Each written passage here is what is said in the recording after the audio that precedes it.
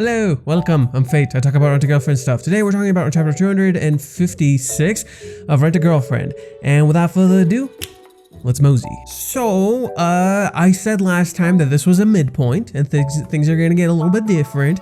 This video should be also a little bit different since, you know, if we're gonna commit to a midpoint, let's change up the style too. So hopefully, this video will be out sooner than you expected.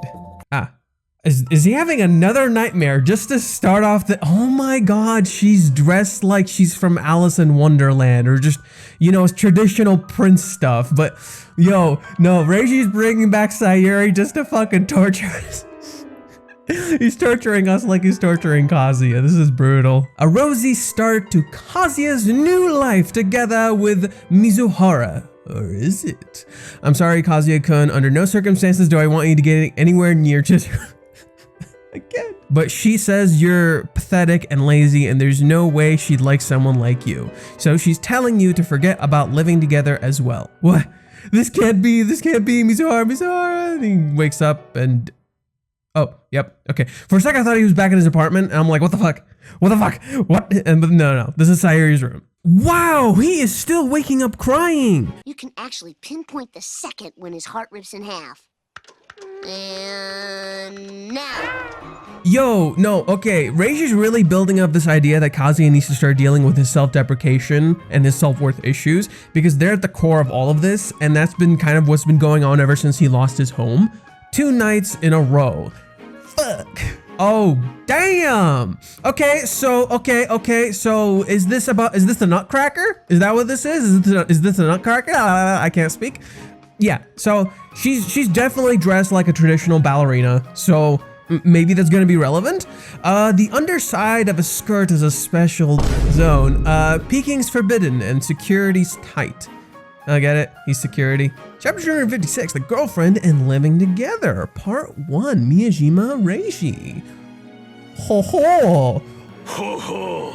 Ooh, I always like these. I always like these where he just kind of pans against the room and just kind of shows the room off. Gets up, walks out, looks in. Is it? No, I guess she already left. Mizuhara, Yaramori-san too. She's off to class already. Their shoes aren't there. This doesn't feel real at all. That's really interesting. Like he wakes up and he's all alone. I like that because that's how he feels. That's how he internally feels. Like he feels very like alone and isolated from everyone around him. And it's because that's kind of like how these insecurities work. They're very rooted in yourself. That's kind of the point. That's kind of what I like about what Reiji's depicting here is that these insecurities are about him. He needs to overcome this. It's still you. You still gotta work to overcome this stuff. But you do still need some help. It's complicated. You need to have a balance of kind of like everything. Is this real life or is it a fantasy? Feels like one of those 2 perfect rom-coms or something. This is the second morning at Mizuhara's. We're gonna live together, me and Mizuhara. I'm scared to even go near that place. Women's sanctuary. Mizuhara and Yamori-san slept in that room yesterday, didn't they? Oh, they slept together. So Yamori is not staying in Grandpa's room. They're staying in maybe Chizuru's room, but we don't know. Though I have no way of knowing now. Should something like this be allowed to happen? But they're trusting me, aren't they? To such an extent. He's gaining his confidence back slowly but surely. But he's still gonna be weird. A room in which Mizuhara might have been. Good. God, I just can't. Everything's happened so fast. I can't digest any of this. No matter how many times I tried to process it. Eternal loop. Congrats, you managed to do this at the same place too. Congrats. You misread the line too. Mr. Fish says you managed to do this at someone else's place. She's not gonna go back on this, right? Once she's back, she's not gonna go forget whatever I said, right? I suppose she has her own everyday life too. And she was saying this is just some home sharing or arrangement. Maybe she's regretting showing me sympathy by now. I should go, get to class too. I can't waste my time doing stupid shit, okay? Feeling pasted. Only brought along his bag from his parents. Bought it at a convenience store. Sorry I couldn't tell you this whole time. I'm glad you finally came to realize it's bad manners, you see. Oh, him eating in public like that. And Kibe is like, I'm glad you're being a dumbass. Not exactly working on oral hygiene, huh? So where do you end up staying in the end? Now your parents? I saw your line. I sense trouble if I tell him the truth. I stayed over at the internet cafe last night, huh? So that I can't stay at my parents' was for real? I thought you were half joking. Yeah, see, like, Kibe is not a total shitter. Kibe is not, like, okay, he's kind of a shitter, but it's like depicting how, like, he's kind of like a shitty person, but not a shitty person, because most people are kind of like that. One of my best friends, like, I had a really weird relationship with him for the longest time, and it took us, like, 6 years to really just kind of figure it out and kind of balance our friendship. And like now we're like best buddies. We just fucking get along. And that's kind of what I like about the depiction with Kibe and Kazuya, is that Kibe is not like particularly a great person, but at the same time, you kind of see how he's trying to change and he's trying to like be more understanding of Kazuya and supportive of him, but he's also trying to change himself. This is something Reiji depicts in Paradise, where Reiji intentionally has Kibe's journey, even though it was like not really shown that much, mirror Mommy's journey, where they're both extremely stubborn and kind of set in their mindset and in their ways. And so by the end of it, Mommy's mindset gets challenged, but so does Kibe, because Kibe ends up being totally wrong. And so when you see Kibe meet Kazuya again after this entire time, Kibe's still himself, but you can tell he's trying to change. Like he's still talking like a tough guy, but he's trying to be more understanding, and you see Kazuya try to repair the relationship, so Kibe tries too. Like, but anyways, let's continue. Isn't this a great opportunity for you to live together with Michizuru-san? Oh my god, everyone's doing it. You can split rent, and it's not a bad thing to do if you want to think about your future together, living together. Kibe. Well, if you're seriously gonna be in real trouble, I'll let you stay in Hana's kennel. Is that his fucking dog? A loyal bull? Of course he has a fucking bulldog. Of fucking course he has a fucking bulldog. Living together, huh? Certainly that. Though I still haven't been able to process it, it's not all rainbows and sunshine living together. There's the investigation angle to consider too, and you hear stories of people living together breaking up quite often. First of all, what about me? Am I really cut out for this? A thorough investigation while living together with her? The fact that I feel like my chances of getting rejected just increased doesn't help. Okay, so Kazuya is like slowly rebalancing himself and starting to look a little bit like more introspectively again. So I kind of like that. This is kind of the things I like about Kazuya's inner monologues, is they kind of slowly spell stuff out for you. So it's like they don't ever feel wasted. I know some people think they do, but I don't think they are. That's how it's more likely to go inside, isn't it? Ah, there she is. There she is. What did I say? Ruka's back. Who's gonna mold? Huh? You moved? Oh. Are they meeting in an internet cafe? Of course, they're gonna handle legs. When did this happen? You're way too secretive. Oh no, it's nothing like that. It came up suddenly. See, so he's dealing with her. This is something I've kind of liked about this arc, is like, after they lost their home, Kazuya became a lot more passive, specifically around Chizuru. But if you noticed, right after they met up again, Kazuya became a really active character. He went out of his way to talk to his friends. He went out of his way to clear things up. He went out of his way to like explain things to everybody and get everything sorted out. In terms of Ruka, he's like trying to handle her the best way he can. In this instance, you see him literally go and like handle Ruka on his own. So now we're gonna see how Kazuya is gonna deal with this. It came up suddenly. It was half forced eviction. So where'd you end up moving? Okay. I'm staying at my parents' for now, until I decide where to move. I can't tell her I'm living in Mizuhara even if it kills me. Okay. Huh? Thank goodness. Why are you crying? I want you to understand how I used to feel just from the fact that you were neighbors with Chizuru's son. How I used to worry you'd do all kinds of stuff with her behind my back. You're just overthinking it. I've done no such thing. How many sleepless nights I've spent worrying over this stuff. Oh no. Look, Ruka is not in the right. Ruka is not in the right. But at the same time, it's a situation created by her, but you still feel bad because you're just like, okay, Ruka is being really crappy towards Kazuya, but at the same time, it's like, okay, but I can't make you leave. You feel bad when she feels bad because it's an insecurity created by her. So it's like, what do you do? Uh-oh. So sorry about stuff. see, pretty much. Sir, could you please not shout? Sorry. Why weren't you and the princess shacking up? We're both students still, and there's a concept called discretion. If anything, it's too late for all that. Even total strangers do home sharing in this day and age. I saw it on TikTok. Okay, so this is just Reiji like inserting like what he sees on TikTok because Negami's always on TV. Living together with her, it feels like grandma's gonna be a real headache over this. It's just for a month. I can't cause more trouble for Mizuhara. In Sayuri-san's house. Harumi-san, the marriage registration form, please. Oh, yeah, this low-key, even though she's been kind of distant. So I see what Reiji's doing. He pretty much, he created a new scenario. He had us go revisit everyone, see what they're thinking.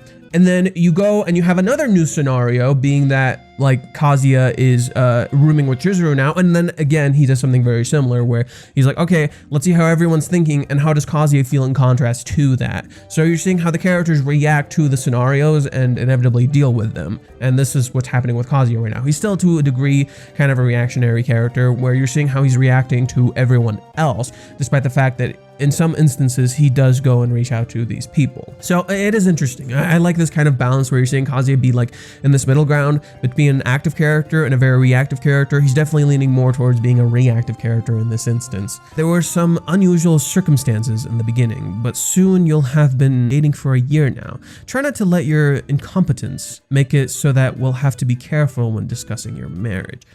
Woman, this is not helping. God, Lord in heaven.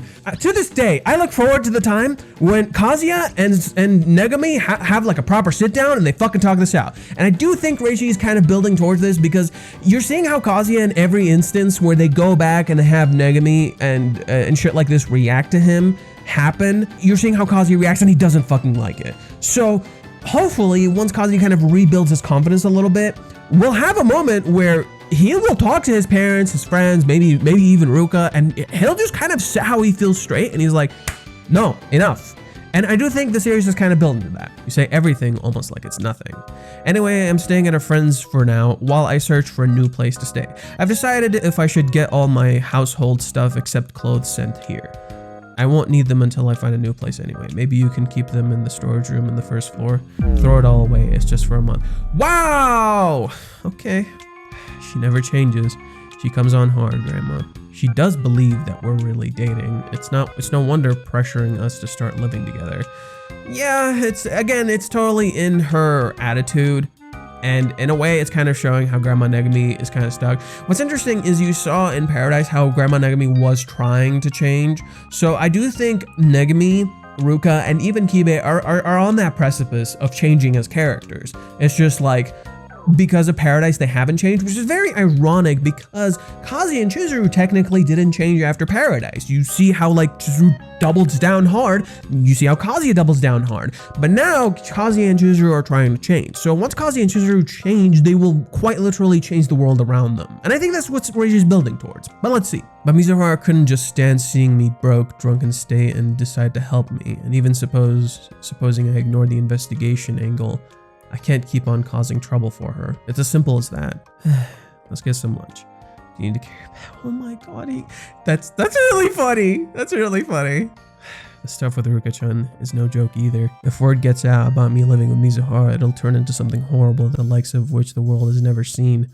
Ruka-chan's been concerned about me and Mizuhara since forever, and Mizuhara would want to avoid her too. I couldn't get Ruka-chan out of my mind. I kept thinking this was wrong.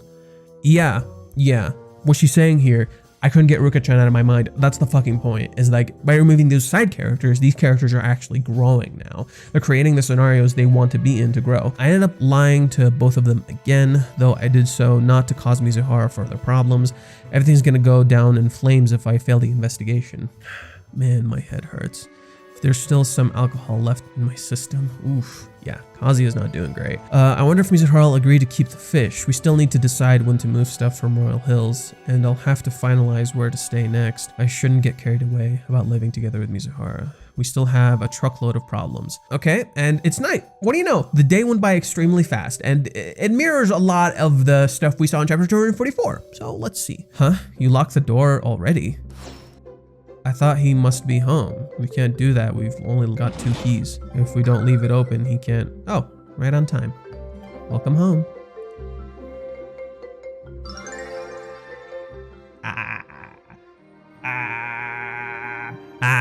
It's adorable. Oh, look at him. Yo, man, say what you want about Kazuya, but he's fucking cute. This dumbass is fucking cute. Thanks. Huh? You got a stutter now? You're weird. Master, could you go to the convenience store one more time? I want you to get some sucker. Oh, might as well. Next time, family meeting. Family meeting. meeting? Are we saying this family, or are we saying like Kazuya's actual family? Because we just interacted with Kazuya's family, so I'm assuming them family meeting. So that'd be interesting, and it's probably them planning. Kazuya mentions a lot of planning in this chapter, so I could definitely see that being the aspect of what's going to end up happening, that we still have a truckload of problems, and then you get to the ending, a family meeting. I definitely think they're all gonna, Minnie, Chizuru, and Kazuya are gonna have to sit down, they're gonna talk about this stuff, and they're gonna kind of figure out what they want to say and what they think. It makes sense. So next chapter, most likely the characters are gonna have a family meeting, they're gonna sit down and talk and yada yada yada.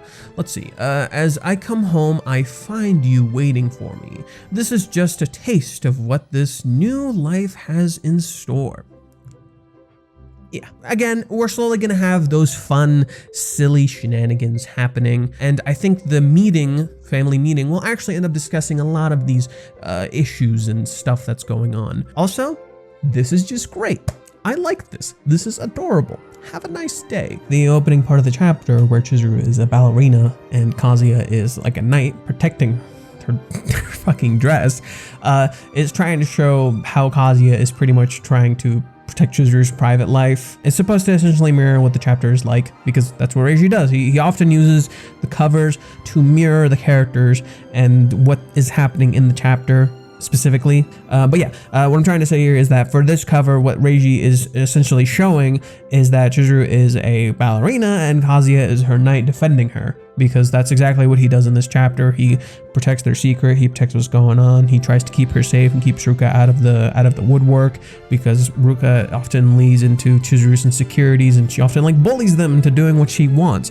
And so when Kazuya keeps them out like this, he keeps things under control. So you're seeing how Kazuya is essentially playing the white knight role, which is something he sometimes does. It's pretty in character for him. Again, this chapter really focuses on Kazuya, and I like that. It really focuses on Kazuya's feelings and insecurities, but you also sense something very, very important. Kazuya is a lot more stable now. If you didn't notice, if you pay attention to how the chapter is structured and plays out, Kazuya is a lot more stable now, and his thought process is a lot more focused. While he still self-deprecates, it's a lot more focused. So what this is doing is Kazuya has all these insecurities, but then when he returns home, all of that kind of slowly fades away, and he even says in the end, oh, might as well. Let's just enjoy it while we have it. And a friend just told me that Kazuya actually says tadaima when he comes back. So Chizuru says okairi, which is a very familiar way of saying welcome home, and Kazuya says tadaima, which is I'm home. And so Kazuya's stuttering makes a lot more sense. So now I'm curious why it just says thanks at the very end of the chapter, because the stutter for I'm home makes a lot more sense. This is really interesting because not only does it like nail in the idea of Kazuya having a home, since the whole idea of the chapter itself is Kazuya's dealing with a lot and he doesn't have a home. So this kind of really hammers in, hey, look, you got a home, you got a place to belong, you got a place where you can feel safe despite the fact that you have all these problems piling up and you feel lost and confused. Where in contrast, before you see him kind of struggling because he didn't have a home, he didn't have like a familial unit, just like Chizuru didn't have a familial unit.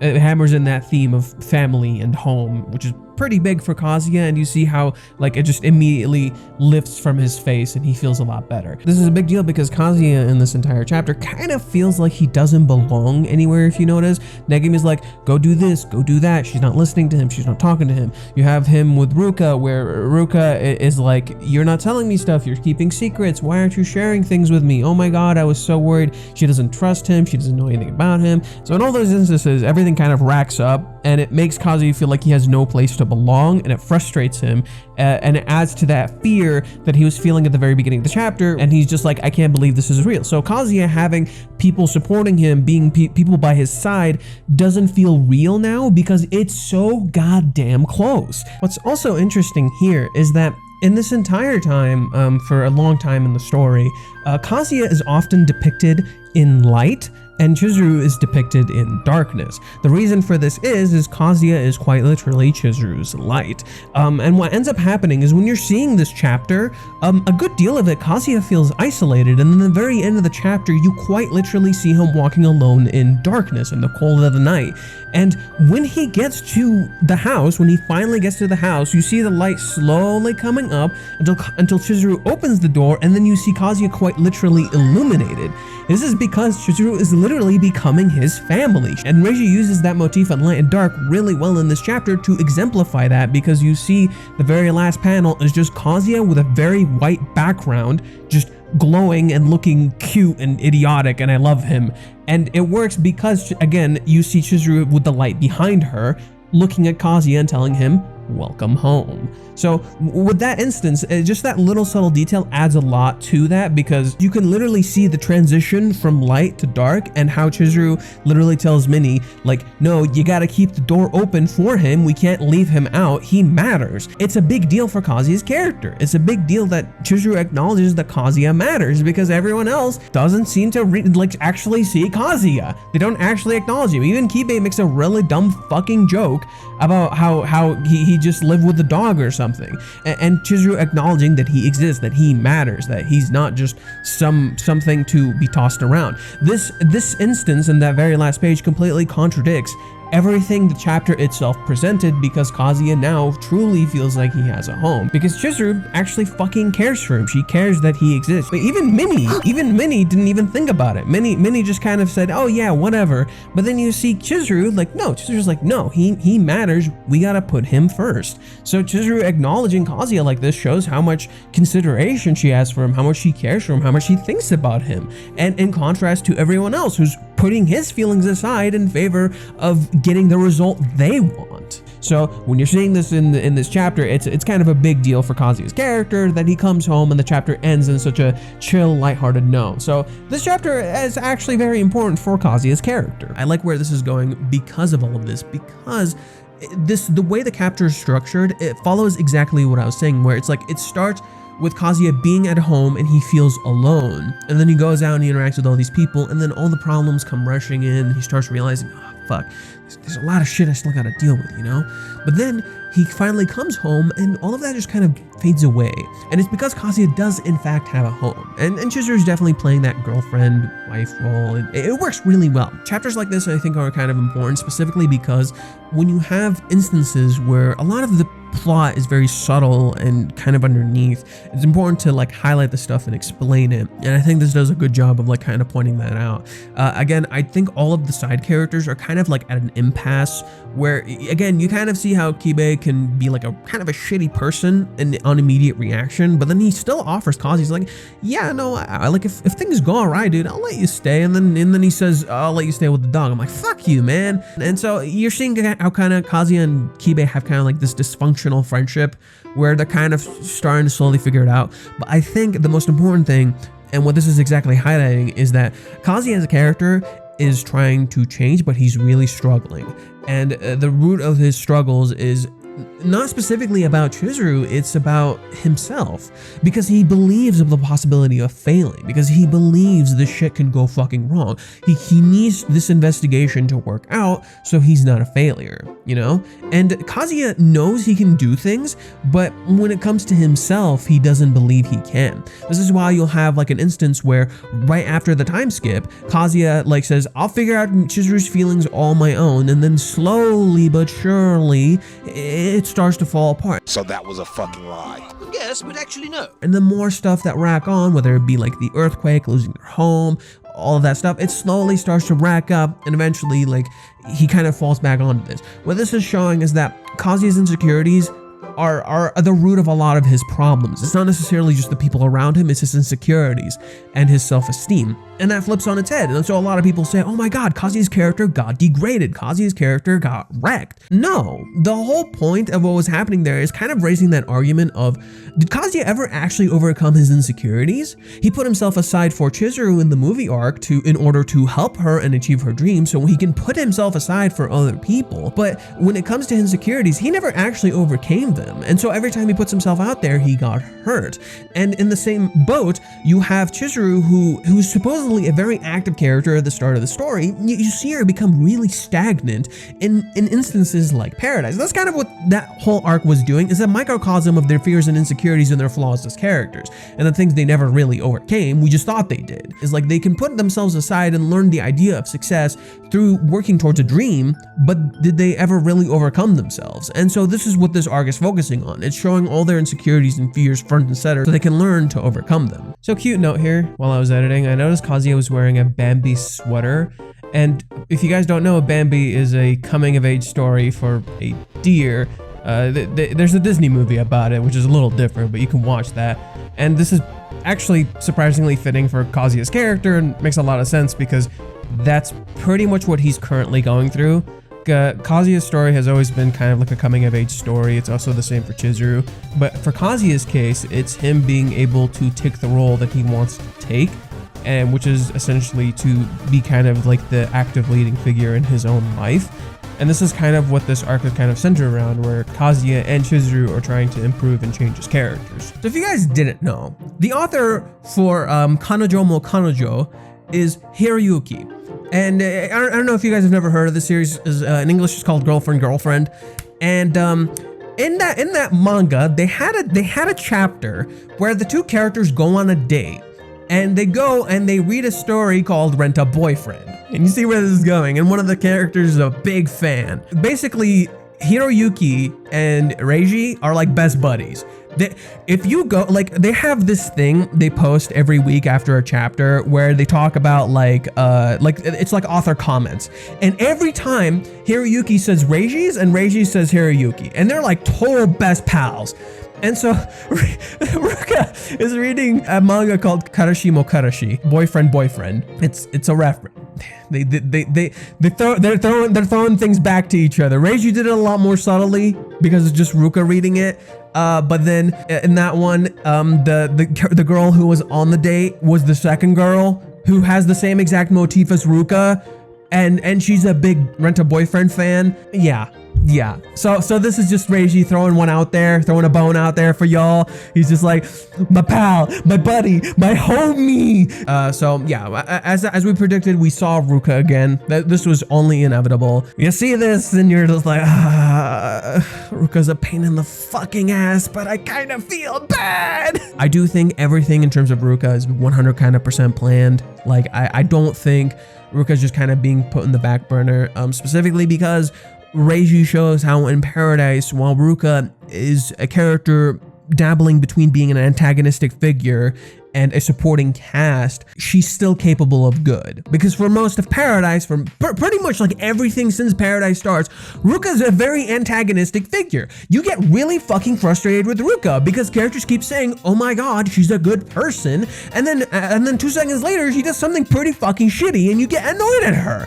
And that's kind of the point. It's like Ruka's character, the reason she's so fucking irritating to a lot of fans is specifically because she's pretty much a shonen protagonist. She's pretty much a battle shonen protagonist where just keeps moving forward and she keeps believing and she keeps thinking it'll work out, but it's showing the irony of her character where she's pretty much stuck in this limbo and she needs to realize, like, what does she want to be, a supporting cast, or does she want to be an antagonistic figure like Mommy? And inevitably she chooses to be a supporting cast. In that instance, we see how Ruka is capable of good and capable of change, but that doesn't mean she changed right away, because now we're in the arc of characters changing. So I do think it'll be interesting to see how Reiji deals with Ruka moving forward. I don't think it'll happen right away. I think we're gonna get a lot more time in the house itself, in the family time and stuff, and everybody like freaked out. They're like, oh my god, first day, it's gonna be Paradise all over again. It was literally one chapter. Everything about this arc has been Reiji just being like, yo, look, I'm moving a lot faster now. We're picking up the pace. So we hit a fucking midpoint. Things are gonna start changing. Another facet of this is, as I mentioned last time, we're specifically calling back to the very beginning of the series. And the beginning of the series, the whole point of it was that these characters are not who we think they are. They are presented as caricatures, things we have come to understand. But in reality, they are complex characters with a lot of feelings and emotions. One of them is that they do not fit the roles they are being presented as. Kazuya is not a Chad main protagonist. He is not. To a lot of people, they think, oh my god, Kazuya is that stupid caricature of these mangakas playing up this idea that this loser can just get a girlfriend. And I get that. I get why people think that. However, it's actually social commentary. The irony of it is, like, most people will not realize this. Most people will not pick up on this. It's social commentary. That's kind of the fucking point. Kazuya, you see how his environment influences how he is, and he never feels like he fits in this environment. This is why he feels like he needs to lie. This is why he feels like he needs to do these things. But in this instance, what Reiji's doing is, in the very beginning of the series, you see how Kazuya believes these things. You see how Kazuya believes this shit, and it fucking bothers him. But he still tries to make these people happy. In this instance, Reiji specifically shows how it's bothering Kazuya, but he doesn't feel like he can say anything back. And so what Reiji is establishing here is that these people, what they're saying to him, have a very negative influence on him, and they are an aspect of why he feels this way. Yes, he's lying to them, but at the same time, they are a direct influence of this. Negami constantly calls him incompetent. However, you also understand Negami is not a terrible person. She does not realize the consequences of her actions and what she's doing to influence Kazuya. Your environment does influence you. If you don't talk to these people, if you don't voice yourself, if you don't like make clear what they're doing to hurt you, then you can't deal with these problems and they will never be overcome. A lot of people will say Kazuya just needs to move on, find new people, except Kazuya never sits down and talks to these people about this. If Kazuya had talked to them, and if Kazuya made these things clear to them, and they still chose to act this way, done. However, Kazuya has never had a proper sit down and talk with these people because for the longest time he's believed what they said to be true. Now you're seeing how Kazuya is genuinely bothered by what they're saying and it fucking hurts him. And it's not that Kazuya can't live up to their expectations, it's that they keep putting these unreasonable expectations of Kazuya not being this golden boy, Kazuya not being this perfect dude who is a Chad main protagonist. And because of that, it plays directly into Kazuya's insecurity. This is actually something that was present from the very beginning of the story with Chizuru. And most people do not realize this. Chizuru is specifically and intentionally presented as perfect in every way. You are designed to like Chizuru. She's the heart and soul of the story. However, all the scenes are also not biased. They're presented that way on purpose to misdirect your attention. And if you go back and look at those things, you'll realize Reiji is intentionally showing how people think Chizuru does nothing wrong, and yet she actually does a lot of things that are technically wrong in those instances. It's just we don't believe she's doing anything wrong because she's been presented in a positive light that entire time. That's the irony. Because Chizuru's presented in a positive light that entire time, we never think she actually does anything wrong in the very beginning of the series, except she's the one who perpetuates the lie. She's the one who tells Kazuya to give it up. She's the one who tells him, let's rent every Wednesday. And the instance is like we see Kazuya in such a negative light that we only see these negative aspects when Kazuya does more negative things. However, with Chizuru, when we see her do a lot of positive things at the start of the story, we don't recognize that she does bad too. And so in Paradise, this is highlighted very clearly where you're like getting frustrated with Chizuru, and then you see her make a really big mistake that inevitably really hurts Kazuya. And while Kazuya in turn is trying to do the thing he thinks is best. And so in this instance, Kazuya starts falling into this trap of thinking Chizuru's perfect because he's imperfect. And then Chizuru, in contrast, is trying to change, but because Kazuya is becoming kind of a stagnant reactionary character, she cannot communicate with him. Everybody's kind of part of the problem. And so what Reiji is doing here is highlighting the main key problems of these characters and what they need to overcome in order to become who they want to be. And so we see how in the movie arc, Kazuya is a very active character. A lot of people like Kazuya in the movie arc because he says the things he wants to do. He became like the things he wants to be. But the main struggle now is they need to overcome this idea of who they think they need to be or who others tell them they need to be. And that's kind of the irony of this series. This is very much rooted in the story. It's a main theme of Paradise where a lot of people don't understand the irony of the criticism they're giving the characters, because the whole point, the characters willingly make themselves who everyone thinks they need to be, or which is Kazuya is a loser, Chizuru is perfect, but you're seeing the irony of how they're hurting each other because of that. And this is why I don't think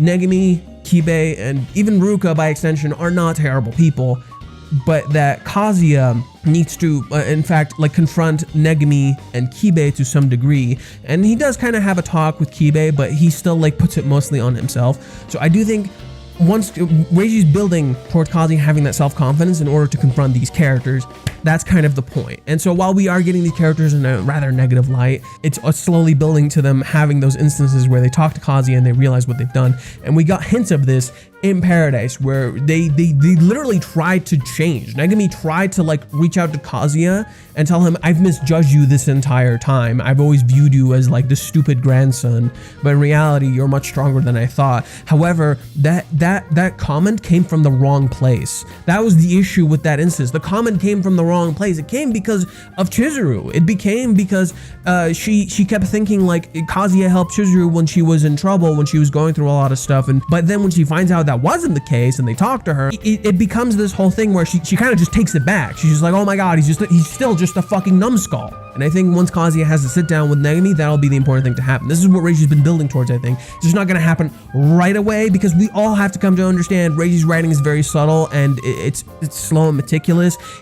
Like when you see things in this story, it feels like padding to a lot of people, but what Reiji's actually doing is he's like making a line of the emotions. He's spelling out the emotions for you and why the characters feel the way that they do. And that's kind of the point. And so when you don't recognize why Reiji's like depicting certain things, you think he's fucking padding. You think he's fucking padding. Sure, you could skim some stuff like Kazuya's self-deprecation. You can kind of skim some of Kazuya's self-deprecation, but it is necessary in certain instances to highlight what Kazuya is going through. For example, Kazuya wakes up at the very beginning of this chapter in fucking tears all over again because this insecurity is wrecking him that fucking hard. I love how they show Seafull here because it's just so fucking, he's so silly. He's such a silly character. I love him. While Kazuya is lying, it's also understandable why he's lying. It's specifically meant to mirror the beginning of the series, but now he's trying to do something about it. You're seeing how Ruka is dead sure Kazuya's feelings aren't that serious for Chizuru because she views Chizuru as just kind of like a romantic interest that's only becoming a rival now, where Chizuru's feelings are starting to become real, but they're not as strong as Ruka's. She keeps telling Chizuru her feelings are not as strong as Ruka's, and that's something that's rooted in Chizuru's feelings, where she starts to believe that because she keeps getting told they're not as strong. Chizuru does in fact like Kazuya. I just think that's a huge misunderstanding a lot of people have because a lot of people read this story very literally. Like when people say things in this story, they take it extremely literally. Also, the hate. Oh my god. I do think the whole Ruka thing will be overcome by the end of this arc. This is why all this stuff is getting shown. And I do think that's exactly what's going to happen. Reiji's building to all these things being overcome because that's kind of the point. Like she's taking the initiative. That's kind of what I like about Chizuru's character right now, is that Chizuru as a character is becoming an active character. And Kazuya, you're seeing how in this chapter, he's slowly trying to work his way into becoming an active character. If you don't read the exposition and you don't try to understand and read between the lines, you won't pick up on this. Like literally, like this is the traditional romance silliness everyone's looking for. This is the shit we fucking eat up because you're seeing the characters do the things and you're just like, yeah, the characters are doing the things, and then they're gonna be living together and they're gonna be sorting that stuff out. There's a lot of good stuff about this chapter. I really like this chapter. It's a nice, chill and fun chapter. Not Netflix and chill, but chill. But yeah, this is roughly all I've had to say on this chapter. I hope you guys enjoyed. This video will hopefully be out much sooner. So if there aren't as much editing in this chapter, I hope you'll understand. But yeah, this is kind of all I wanted to say for this chapter. If you guys enjoy, subscribe, hit the like button, hit the bell icon to keep up with the uploads. I'm trying to reach 1,000 subs. Come on, I want to monetize this channel so we can do things. I want to, you know, make more content for you to discuss this story because I have a lot to say. But yeah, also if you really like the color work for the thumbnail, go and support True Chris because they're the ones who do the coloring for the thumbnails and they're just helping me out because they love this series. So yeah, I just really wanted to give them a shout out because they did some color work really early for me this time around for the thumbnails. And without further ado, I've been Fate. I hope you guys enjoyed, and remember, let's mosey. This drink, I like it.